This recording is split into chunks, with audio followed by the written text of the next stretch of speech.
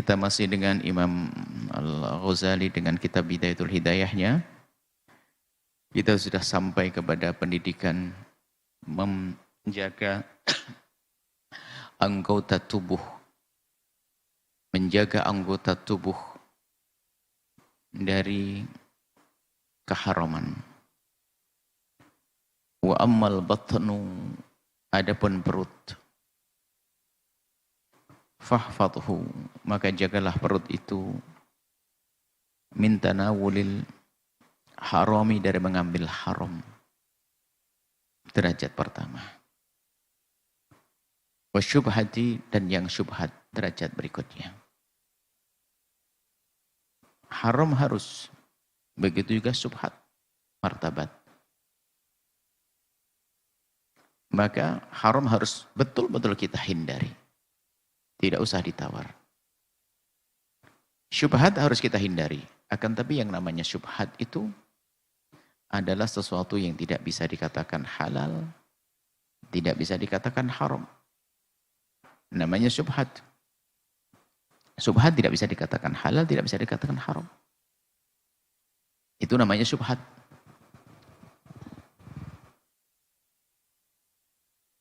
Misalnya, barang syubhat itu, ada orang memberikan kepadamu harta, uang. Yang orang itu punya kebun, punya sawah, punya pertanian. Kalau dari pertanian dan kebunnya, tentu itu adalah halal. Tapi dengar-dengar juga kamu tahu, bahkan kamu juga tahu bahwasanya orang ini juga menjalankan riba. Berarti itu jelas haram. Cuman kalian tidak tahu mana yang diberikan kepada kalian. Kalau dia ngomong ini adalah dari kebunku, maka jelas halal. Kalau dia ngomong ini adalah hasil ribaku, jelas haram. Cuman dia nggak mau ngasih begitu saja. Setelah itu orangnya pergi, kita bertanya juga nggak bisa. Makanya kita tidak bisa memastikan itu dari barang haram, tidak bisa memastikan dari barang halal. Makanya subhat.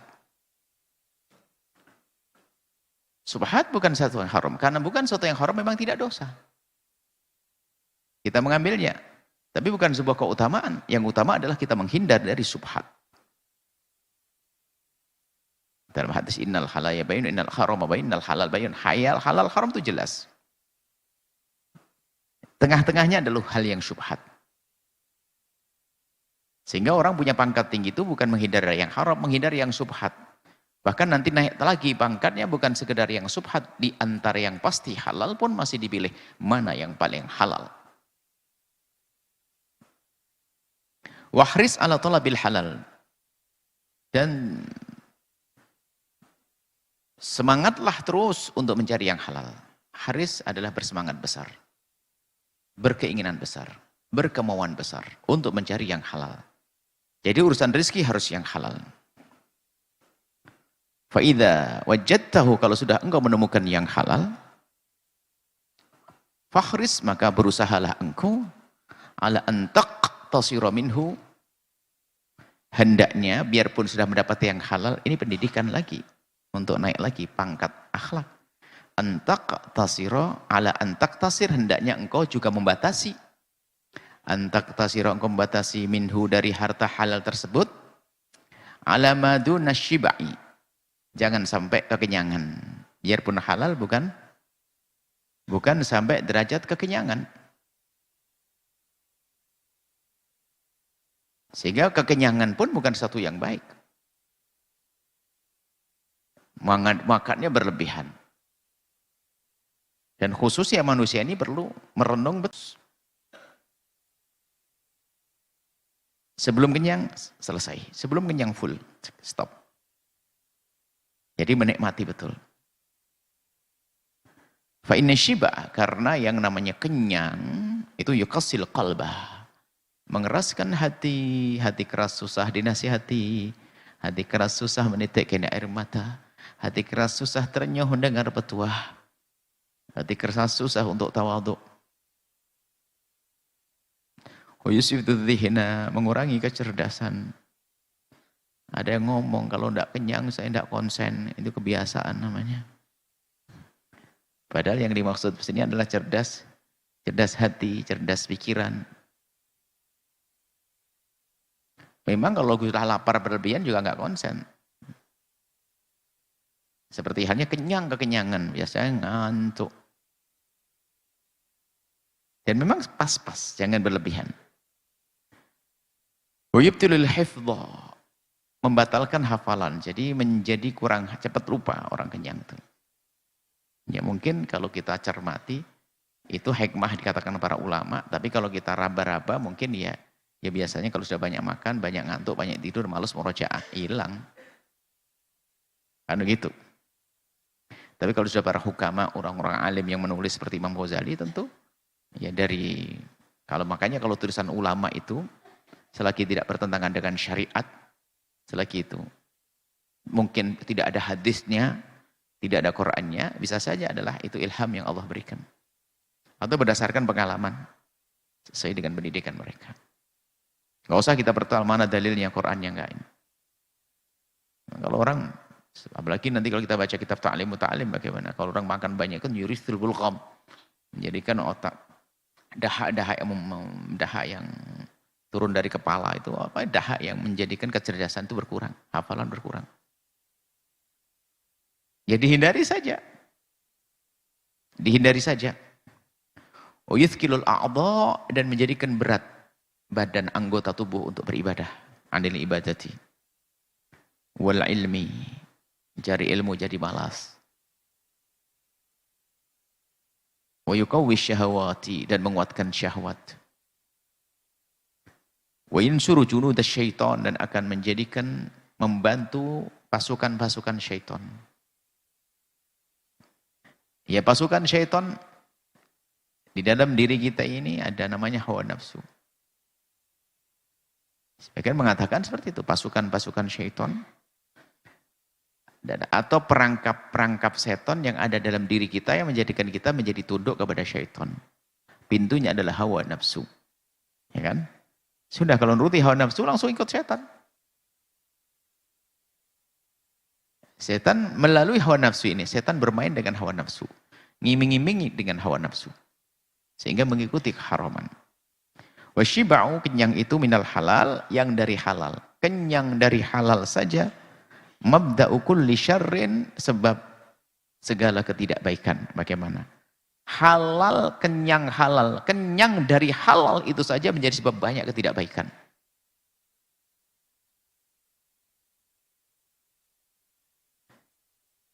Subhanallah.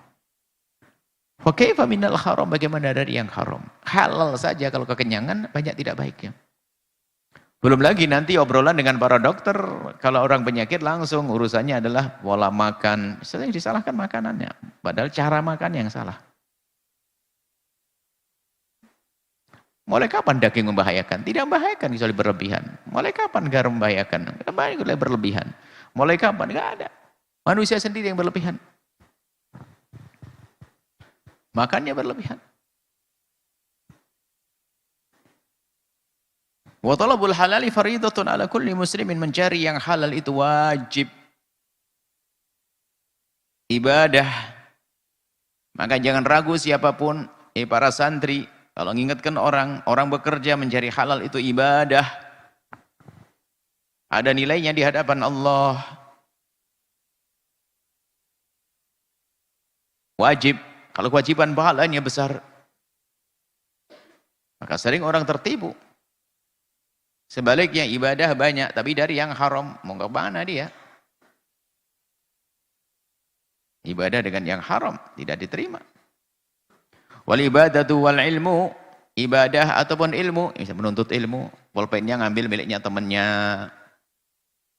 nyekolahkan anaknya dari harta haram, atau di pondok sering makan haram, ngambil milik temannya, naudzubillah, haram, menuntut ilmu, haram, bukunya haram, suka gosok pakai sandal temannya dan sebagainya. Jangan dianggap sepele ini. Ini urusannya dengan Allah yang memberi ilmu. Makanya di pondok harus warok betul, selagi bukan sandalku tidak boleh aku pakai, selagi bukan pulpen tidak boleh aku pakai. Kalau aku harus pakai, pinjem dong. Mungkin ada berkata, di pondok sini ya biasa sama-sama ridho. Bukan ridho, sudah terpaksa dia. Setiap beli sandal hilang, nggak ada. Bukan ridho beneran dia, nggak boleh. Para santri dimanapun kalian berada, harus berubah dong budaya pondok itu. Nggak boleh mengambil sandalnya temannya. Budaya jelek tidak boleh karena gosok tetap gosok, sekecil apapun gosok.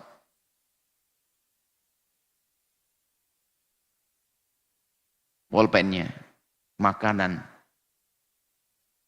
Sekarang mulai dari waktu itu menuntut ilmu, makanannya haram, kertas bukunya haram, mau apa? Dapat ilmu apa itu?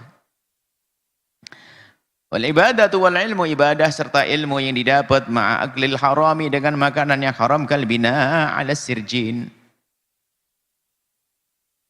Seperti membangun sesuatu di tumpukan kotoran sampah, nggak bisa kuat. Kita merenung kenapa Imam Ghazali kok menggambarkan sirjin ya? Kalau tidak lumpur begitu saja, lumpur bisa pakai untuk tayamum. Sirjin sudah kotor, nggak kuat, gitu loh maksudnya. Jadi kadang tak renung, apa sih sirjin? Kenapa kok bina alal mak air sekali, mak buat wudhu bersih suci. Oh sirjin, kotoran sudah kotoran, tidak berguna, sudah bikin runtuh bangunan. Ya itu. Faidha qana'ta minas fissanati, kalau seandainya ini gambarannya, cara hidup, biarpun kamu tidak harus seperti ini. Jika dalam 1 tahun kau cukup bikamisin khashinin, dengan satu baju yang kasar itu,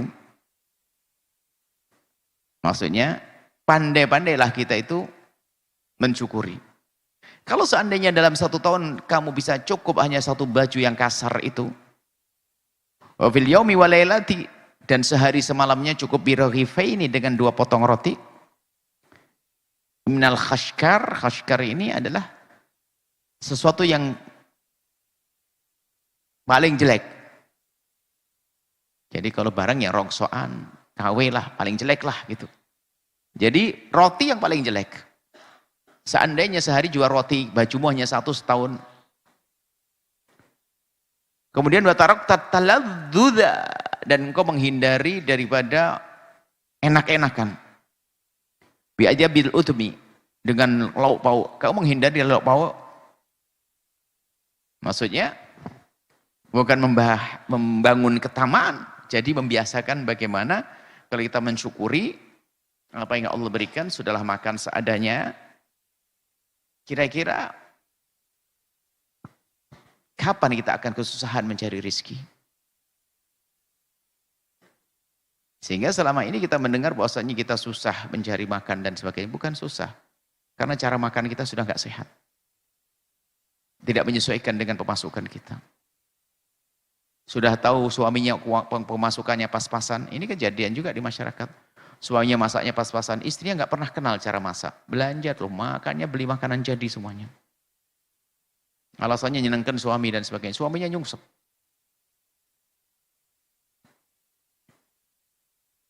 Ya, masih teringat bagaimana zaman dulu itu biasa, nasi putih biasa, telur dadar dikasih tepung. 1 telur bisa membuat ber5, selesai. Sedikit sekali. Makanannya mungkin ya tidak bergizi-gizi amat, juga tidak terlalu, tapi alhamdulillah orang pada sehat-sehat, pintar-pintar orang dulu juga.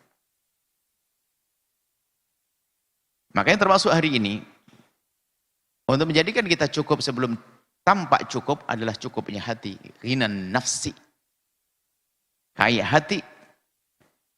Sehingga makan sebenarnya yang bikin enak makan tuh apa sih kan? Lauk yang paling enak adalah lapar. Ya, kalau lapar enak ya. Itu lagi masak nasi, kamu tidak pernah masak sih coba. Kalau masak nasi itu belum apa-apa itu sambil ngangkat nasi putih itu sudah enak tuh, kenyang sendiri itu nanti. Coba-coba itu, nasi putih loh padahal. Sehingga yang menjadikan kita tidak enak itu perasaan sok. Aku nggak biasa, aku nggak ini. Buang itu orang di hutan belantara sana, kasih nasi putih sama kecap, makan dia lahap. Sok banget tuh manusia. Karena kesombongan itu menjadikan dia ruwet. Padahal dia bisa makan, nggak bisa, kalau nggak ada ini nggak bisa saya, nggak biasa, bukan bisa. Nah, ada ruwet nih. Apalagi di depan orang, kadang-kadang orang ngasih, kadang nggak biasa. Suami yang ngasih, ya, istri yang ngasih, aku nggak biasa. Aduh, repot banget. Teringat guru mulia pendidikan. Abu Yahya Hasan Baharun waktu itu. Kan beliau sering sekali makan dengan santri. Maka, cuman kebetulan waktu itu kita lagi tidak tahu di rumah seseorang begitu, rumah. Ada petis. Petis itu adanya di Madura yang banyak. Ternyata di Cirebon juga ada. Kita belum pernah kenal petisnya, karena petis kan bau.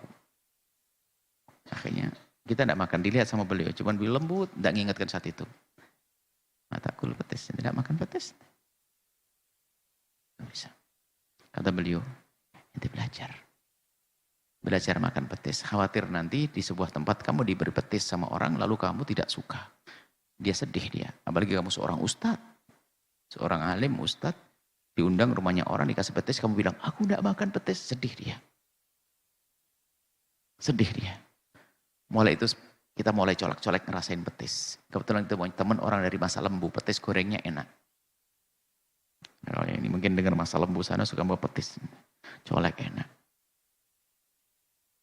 Akhirnya kok enak, akhirnya sudah bisa makan petis. Akhirnya menjadi hobi makan petis. Bukan masalah petisnya, akan tapi belajar. Ini cerita ini kami ceritakan 3-4 tahun yang lalu, 5 tahun yang lalu. Gara-gara kita cerita begitu dikirim petis, mana orang ngasih petis, kita suruh makan petis. Enggak, bukan, suka. Enggak usah, biarpun kamu pabrik petis, enggak usah ngirim petis ke Buya ya. Di rumah masih banyak petis ini. Kadang-kadang ini salah. Ini kita cerita 5 tahun yang lalu, saya ngomong saya senang petis. Waduh, banjir petis ini. Semua ada petis, semuanya petis. Saking sayangnya orang kepada Buya, petis. Ya, enggak. Kalau Buya ngomong seneng begini, memang seneng, tetapi semua makanan Buya suka. Ya, semua makanan Buya suka. Tapi tidak semua makanan harus dimakan, itu namanya orang rakus. Nah, ya, jadi, jangan sekali-kali mengatakan Nabi itu kalau makanan tidak senang cukup ditinggalkan, nggak usah mengatakan aku tidak suka. Ini ada orang ribut menjadikan dirinya susah. Dan saya juga masih ada hawa nafsu seperti itu. Cuman karena ada ya, tapi subhanallah ya. Gara-gara kurang apa saja sudah tidak jadi makan, itu kan rugi sendiri ya, mogok ya. Padahal disajikan sama istrinya nasi goreng. Cuman gara-gara ya kurang kerupuk itu saja lah, kerupuknya. Mana kerupuknya? Kan saya biasa makan kerupuk. Sudah kamu makan sekali. Mana makan. Mogok dia, marah. Ya enggak ada kerupuknya. Kurang, ini kebiasaan. Jadi kita biasakan yang sederhana.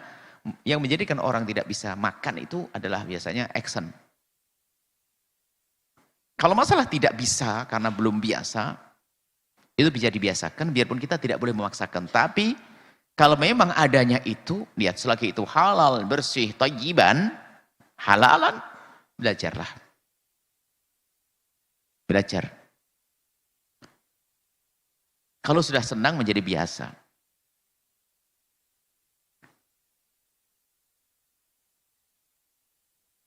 Kalau melihat kebiasaan orang itu memang kadang-kadang aneh. Buya di Arab, di pasar Arab sana, melihat di pasar itu ada jeruan ikan itu. Daleman ikan namanya apa? Apa yang pernah di Yaman ya? Yang dijual di pasar itu potong-potong tuh. Girish. Ya Allah, gimana bisa makannya? La ilallah Allah. Cuman kita berpikir, enggak usah ngolok deh. Coba orang Arab ke Jawa Timur, melihat rujak ulek, menjijikkan warnanya hitam. Tapi saya doyan. Sudahlah, nggak usah mencaci memang. Kebiasaan masing-masing kok. Coba, saya mengatakan, makannya gimana? Enggak. Belum biasa. Coba bayangin orang Arab melihat orang buat rujak. Warna rujak, petis hitam itu. Tapi enak, itu kan. Tapi orang Arab belum biasa, nggak enak. Sudahlah, maka jangan mencaci makanan. Karena belum biasa saja. Itu paham ya? Jadi, urusan makanan jadikan segampang mungkin. Jika kamu di negeri Arab, gaya makan Arab. Oke, ke India. India, ini. Jadi mudah. Tidak harus begini, selera, ini aku hobi. Ada action. Hobinya tuh hobi action. Hobi. Gara-gara temannya yang keren itu hobinya begini, saya keturunan hobi ini. Mana action. Padahal di rumah tuh biasa makan apa gitu. Cuman kalau actionnya nggak mau lagi sudah. Saya nggak biasa. Kisah action suatu ketika ini ada orang anak kampung kuliah di kota, temennya orang kaya. Waktu itu ada promo di televisi, coklat jadi coklat. Dia enggak pernah beli itu. Rupanya sama kawannya dikasih sekali dong. Di rumah kalau sama teman-temannya di kampung cerita, wah ini hobi, ini coklat kesukaan saya. Padahal makan juga enggak ada. Action. Urusan makan jadi action loh ya. Padahal dia makan coklat juga enggak, beli aja dikasih temannya satu cuil dia. Wah enaknya masalah action, bikin pamer. Termasuk orang masalah makanan ada, harus di rumah makan mahal. 300.000 satu porsi. 200.000 satu porsi, Masya Allah. Padahal di warung sebelah itu cuman 7.500 sudah kenyang. Sehat lagi.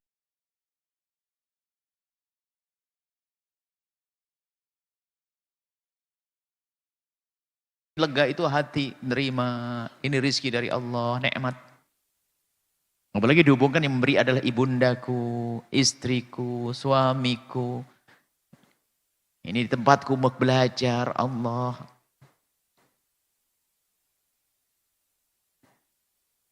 Dulu ini laki-laki, waktu mondok, ini laki-laki santri, mondok. Di pondok itu waktu Buya mondok itu paling banyak menu paling sering adalah ikan tuh ada macam-macam ikan. Paling banyak di Jawa Timur tuh ikan.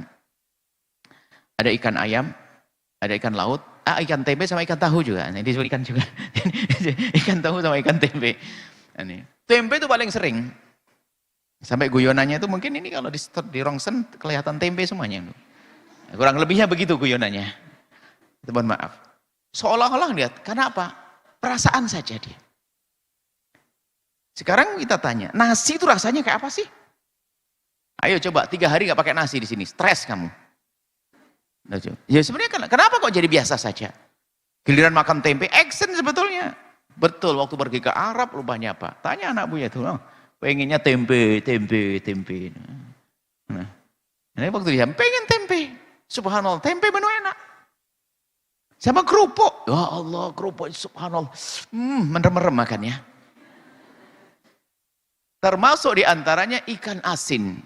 Ya, makanya Buya mengajak merenung bahasanya menjadikan enak tuh hatimu. Ikan asin. Ikan asin. Allah, kalau ikan asin di Arab itu kita nasi putih itu sama sepotong ikan asin cuil itu enak banget. Dapat kiriman ikan asin disayang-sayang. Maka betul yang menjadikan tidak nyaman adalah hati kita sendiri sok. Enggak biasa ini. Itu ya. Kemudian kita lanjutkan. Makanya orang enak makan. Ini kita syukuri. Yang enggak boleh tadi berlebihan kenyang, berlebihan, makan rakus. Enggak boleh. Tapi untuk menjadikan dirinya adalah nyaman, mudah hidup, nggak repot adalah dengan kesederhanaan. Gambarannya baju cukup satu. Seandainya kamu cukup satu saja, kalau satu cukup bagimu, jangan tamak ke yang lainnya cukup. Biarpun tidak harus satu, maksudnya sudahlah baju yang paling Allah berikan kepada kita. Sekarang lihat baju satu orang aja berapa hari ini. Dan bersama bergantinya waktu kadang-kadang ada perubahan akhlak, perubahan cara hidup. Dulu baju robek dijahit, hari ini nggak ada orang jahit. Dibuang, na'udzubillah, ya kan? Coba. Kami seminggu biasa dulu waktu sekolah itu, biasanya yang paling sering robek itu kan di sini, belakang.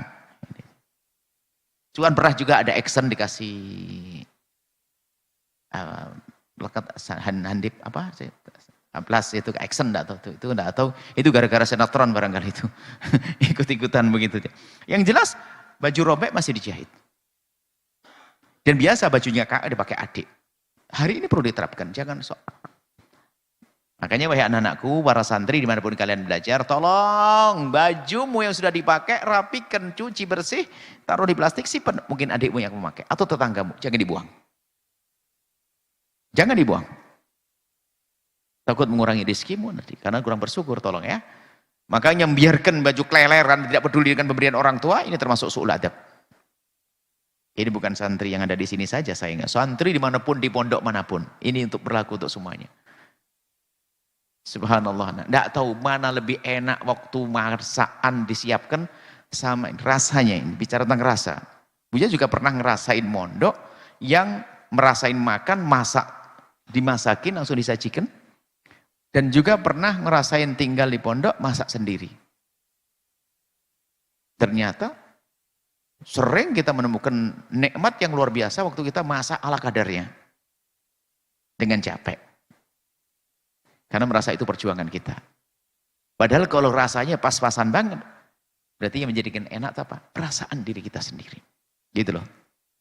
Jadi jangan action deh ya. Kalian santri dimanapun kalian berada. Ada sebagian pondok yang langsung dimasak oleh pondok. Alhamdulillah. Kalau kalian masak sendiri juga jangan boros-boros ya. Ada aturannya. Mentang-mentang masak sendiri so enaknya makan banyak dan sebagainya. Masya Allah. Dan memang kita perlu membiasakan dengan sederhana ini benar-benar. Mohon maaf, ini mungkin santri pemirsa semuanya itu. Siapakah di antara kalian yang sudah merasakan enaknya intip? Ada nggak tahu rasanya intip? Ada intip. Ayo kan sayang soleh. Para santri, intip itu adalah kalau masak nasi liwet, paling terakhir itu, biasanya itu kalau sudah diambil nasinya, dituangin kuah. Kalau dituangin kuah kan ngelontok sendiri gitu, langsung diambil, dimakan itu sedap. Apalagi pas sekarang belum makan malam begini itu, enak rasanya. Bayanginnya. Buya ingin menjadikan makan tuh enak, gak usah action, harus mahal, resto mahal, rasanya. Enggak, tidak, sederhana di rumah kita. Itu menjadikan kita tuh kaya sebelum kaya. Kalau sudah orang gaya hidup begitu, mulai kapan dia kesusahan cari nafkah? Susah makan haram setelah itu kalau orang biasa dengan kesederhanaan. Kita lanjutkan pada pertemuan yang akan datang. Insya Allah semoga Allah menjauhkan kita dari keharaman. Mudahkan kita untuk mendapat yang halal. Allah mudahkan urusan orang tua kalian. Untuk mendapatkan rezeki yang halal, penuh berkah. Memberikan kebahagiaan di rumah tangganya. Kalian menuntut ilmu, dimudahkan guru-guru pembimbing kalian, dijaga oleh Allah. Diberi segala kebaikan dan semoga Allah menjadikan antara kita hamba yang saling mencintai karena Allah. Dimudahkan segala urusan, panjang umur, sehat, afiat, mengamalkan ilmu dan kelak bersama baginda Nabi sallallahu alaihi wasallam. Al-Fatihah.